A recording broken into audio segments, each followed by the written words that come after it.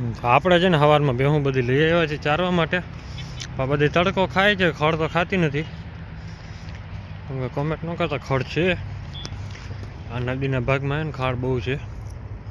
અમારે ભેહુંને દાખલો પડે અત્યારે ખાવામાં. ક્યાં ખેતર હોય તો દોડીને જવું છે, ક્યાં કોકની વાડીમાં ભાગી જવાનું ગમે બાજુ, કોઈનું બીડું હોય એ બાજુ નીકળી જાય. બાકી અત્યારે તડકો ખાય. ઘરે ખાવા જવું છે પણ ઘરે નાખવું નથી હવે. આપણી બોચી બોલો, બોચી એકને ચોકલેટ દઈને તો બધી આવશે. જો આ બની દેખી ગઈ. બાકીને બે હું બધી નાખી લઈ હવે. બધી આ નદીને કાંઠા પર હારખો ડૂચો પડ્યો પણ કે ખાય નહીં અત્યારે. હાલો, ગાયું બધી છે ને સામે બાજુ ઊભી રહી ગઈ છે, બાવેડાની ઓલી બાજુ. એને હાંકતા આવે બધીને હાંકેલી ભેગી. ગાયો અહીંયાથી રોડ ચડીને સીધી ખેતરમાં નીકળી જાય. આપણે આ બાજુ ગોતશું. જય માતા મિત્રો, કેમ છો બધા? મજામાં? આપણે તો મજામાં છે કે નહીં એવા બધા છીએ. કેમ કે આપણે મહેનત કરેલી ચેનલમાં પ્રોબ્લેમ પડી ગયો છે એટલે બીજી રીતનું. આપણે જ્યાં શરૂઆત આ ગાયોથી ઘેરેલી હતી, ગાયો ભેહુંની આપણે વિડીયો બનાવવાની લગભગ શરૂઆત જ આ બાવળ પાસે જ કરેલી હતી. સામે 3 વર્ષથી મહેનત કરતા હતા. આપણી પનોતી લઈ ગઈ હોય ને ક્યાં સુખનો સૂરજ ઉગતો હતો પણ ઉગવામાં થોડીક વાર લાગી ગઈ એટલે સીધો આસમી ગયો. આપણી પનોતી એવી બેસી ગઈ છે ચેનલમાં. 3 મહિના સુધી કાંઈ કરી ન શકો તમે. તો હવે 3 મહિના વાટ જોઈએ છે. માતાજી કરે ને ગાયની કૃપાથી હવે પાછી ચેનલ હતી એની પોઝિશનમાં પાછી આવી જાય, નોર્મલી વ્યૂ વધવા માંડે તો વાંધો નથી. બાકી કાંઈ કામનું નથી રહ્યું. આપણે મહેનત કરી કરીને થાકી ગયા. હવે 3-4 દિવસોની પાછી શરદી એવી છે ને પાછી આ ચેનલનું દોડપટમાં થોડીક મહેનત વધી ગઈ હતી. શું કરવાનું, યુટ્યુબમાં જોવાનું, અહીંયાથી કરીને આમને નામ કરો, ભાઈબંધની સલાહ લેવાની. લઈને માંડ કરીને હજી જેમ તેમ કરીને કર્યું. હવે આપણી બધી ગાયોની દયાથી હવે છે ને પાછી 3 મહિનાના રિકવર થઈ જાય તો વધારે સારું. કેમ કે 2026માં કીધું છે કે 3જા મહિનામાં છે ત્યાં સુધી મેં કીધું હવે આપણી આ ચેનલ છે તો એમાં નાખી. કેમ કે આપણે કાયમી વિડીયો બનાવતા ને તો કાયમી તમને ટેવ પડી જાય પછી વિડીયો બનાવવાની. કેમ કે આપણે બીજી ચેનલ હતી, એની પહેલાં એક ચેનલ હતી ને એમાં પણ એવી રીતે 1200 સબસ્ક્રાઈબર થઈ ગયા પણ ફોલ્ટ શું પડી ગયો ને ખબર ન પડી. ભાઈ એવો ફોલ્ટ પડી ગયો કે હા બીજી રીતનો ક્યાંય ના રહ્યા એવા.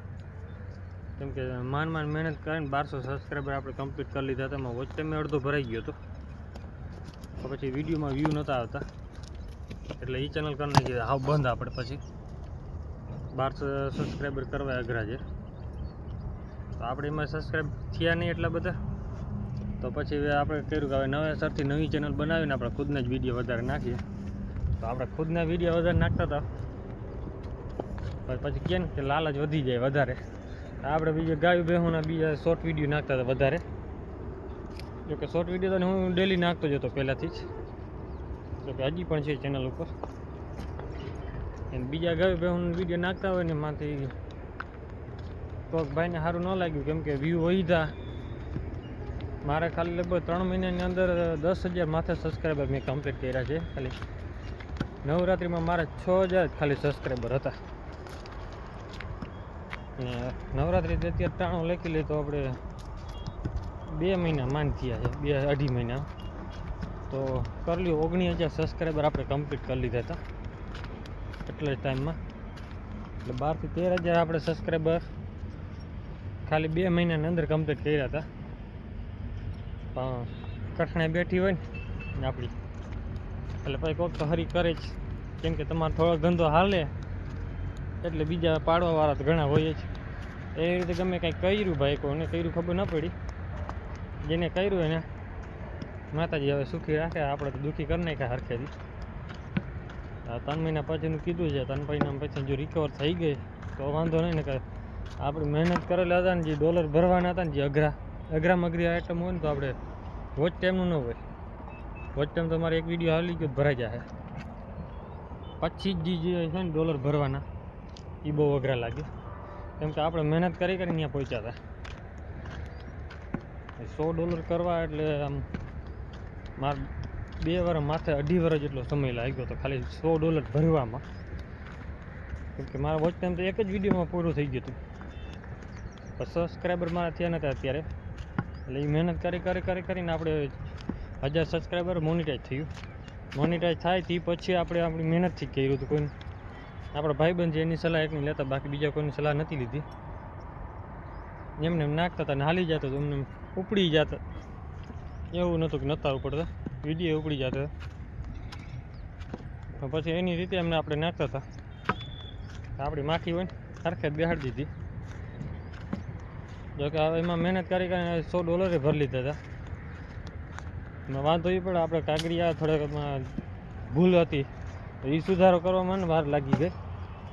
પહેલાં અમને એમ કે યુટ્યુબમાં જોયું ને તો એમાં એમ કીધું કે ટેક્સ કપાય નહીં ને એવું બધું આવે. એમાં ઘણી બધી પ્રોસેસ હોય તો કે ટેક્સની જરા જરૂર પડશે નહીં, એટલે તમે એ ભરો નહીં તો હાલશે.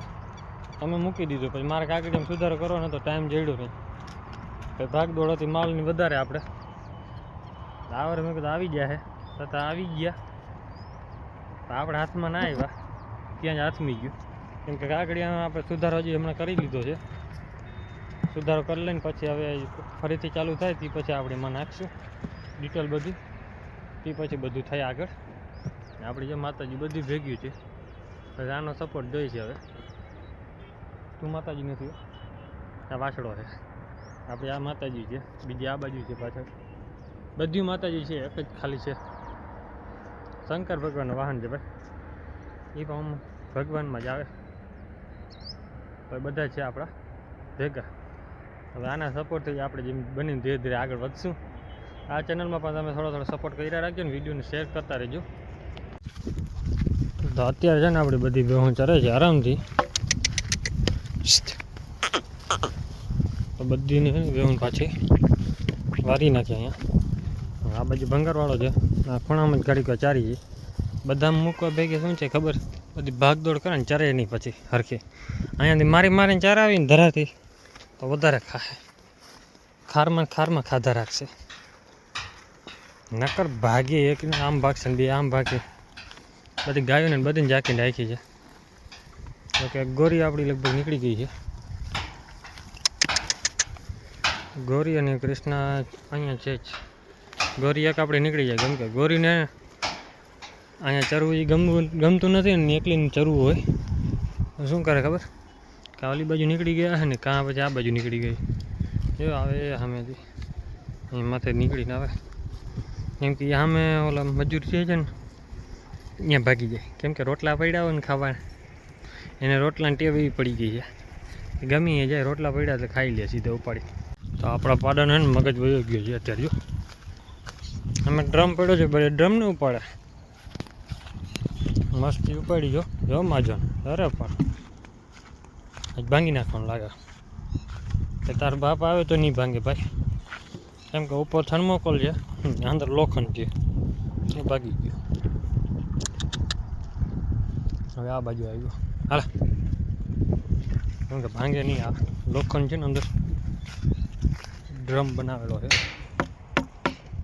ઉપરથી હાવ ઓલો છે ઢોલ જેવો, પછી ન ભાંગે એનાથી. તો આપણી ભેહું છે ને જો પાણીમાં પડી ગઈ અત્યારે. શિયાળામાં પાણી પડે એટલે પણ બેહે નહીં, ઘડીક વારે ભાગશે. હમણાં સીધા અહીંયા બહાર નીકળી જાય, અડધી ઉમાંથી ચડી જાય છે, ઘડીક વાર રહીએ નહીં. તો અત્યારે છે ને આપણી બધી ભેહું ચરે છે ખેતરમાં. લઈ આવ્યા સાંજે. આ કીધી 5 વાગે પણ પહોંચી ખેતરમાં 5:30. કેમ કે જંગલમાં રોકાઈ ગઈ ચરવામાં. જ્યાં સુધી 4-5 ભેહું ખેતરમાં કરે નહીં ત્યાં સુધી એક આવે નહીં. અત્યારે બધી નદીમાં તે નીકળીને આવી ગઈ ઘરે. એકાદી લગભગ ભાગી ગઈ છે, જે વિયાણી છે ભીલી આપણી એ નીકળી ગઈ. બાકીની ચરે બધી. આપણે આ બાજુ જીરો અમે પુતરિયા ઘઉં છે એ બે બાજુ ધ્યાન રાખવાની છે. મેં આ બાજુ જાર છે પણ એ બાજુ ભેહું જાય જ નહીં, કેમ કે વધારે ખડ અહીંયા જ છે ખાવાનું. આપણી ભેહું છે ને ખેતરમાં ચરતી હોય ને એટલે વાંધો ન આવે, પણ ભાગદોડ ક્યાં કરે ખબર? આ બાજુ સીધા ઉપર ભાગ્યા. અહીંયા તાર બાંધેલા હોય ને તોડીને નાખી દઈએ સીધા. આ બાજુ તો આવેલ છે, ખૂણા પાસે ચરવા જેવું છે.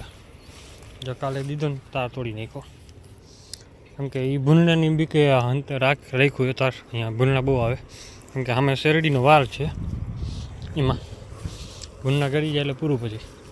ને આપણે અહીંયા જંગલમાં ભૂંડલાનો ઢગલો જ છે. હા, ખડ વાટીને ઘરે નાખી દેવું હતું, પણ વાંધો ક્યાં પડી આ કાંટાનો